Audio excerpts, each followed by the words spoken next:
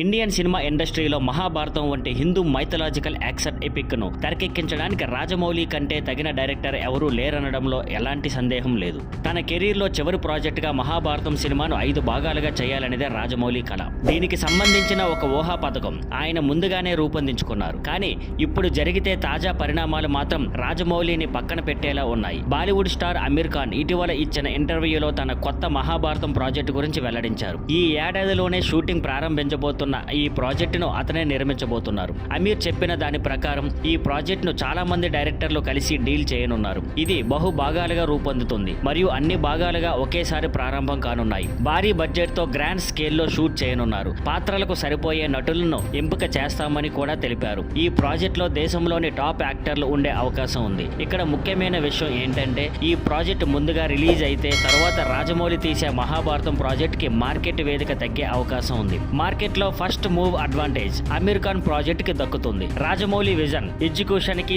సరితూగే director లేడనే సంగతే నిజం. కానీ ఈసారి తన కలను నిజం చేసుకునే ముందు మిగతా వాళ్ళు ముందుకెళ్లే అవకాశం ఉందన్నమాట. Thank you for watching. Please like, share and subscribe.